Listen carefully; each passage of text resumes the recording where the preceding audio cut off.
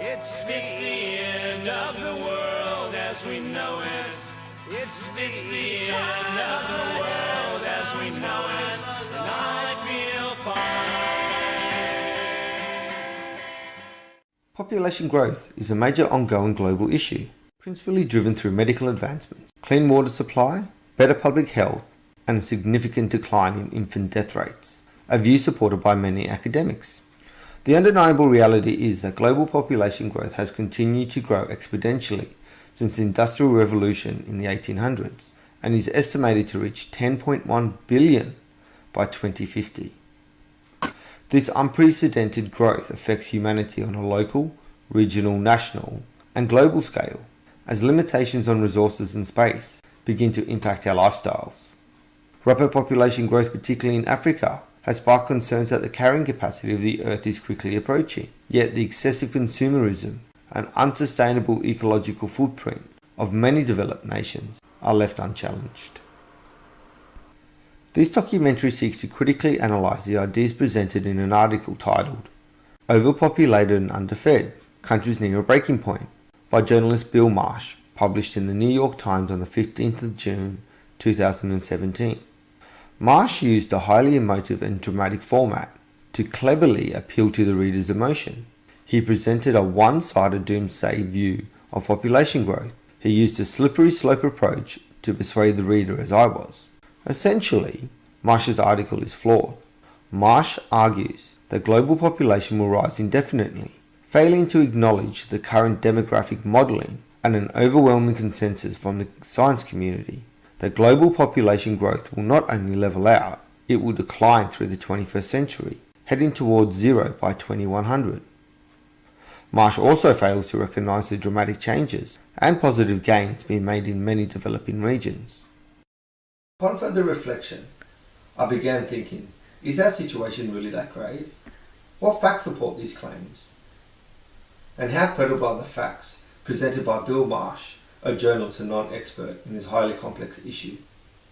After critically analysing a wide variety of resources, I realised that the scientific literature fundamentally disagrees with Marsh's view. Globally, nations are facing increasing pressures related to limited resources, poverty and social inequality, but this is rapidly changing.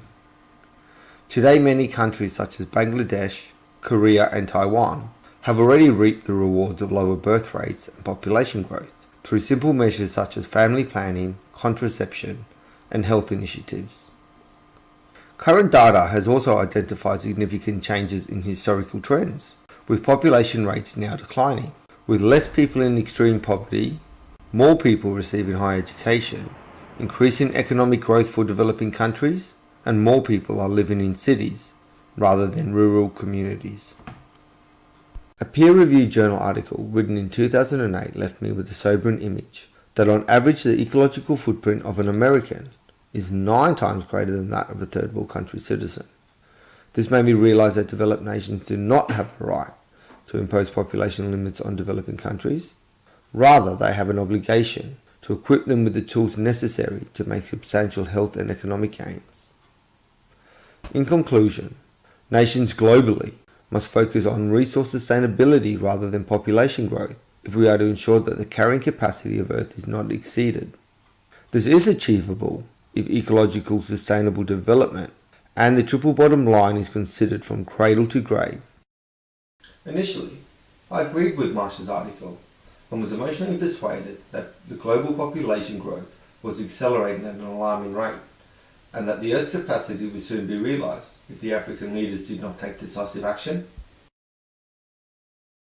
After analysing scientific literature from specialists in the field, I now hold a different viewpoint. I believe that Marsh's article was shallow, biased, appealed to the reader's emotion, and lacked scientific data to back up his ideas. The article, in my opinion, was flawed in many ways and did not explore or consider other variables. Lastly, it is critical that developing nations implement ecological sustainable development in regions experiencing rapid urbanization, as it creates significant pressures on land, air and water resources. When thinking about the challenges of resource sustainability, it is our responsibility as a global community to not just focus on limiting population growth, but limiting the current unsustainable ecological footprint of all nations.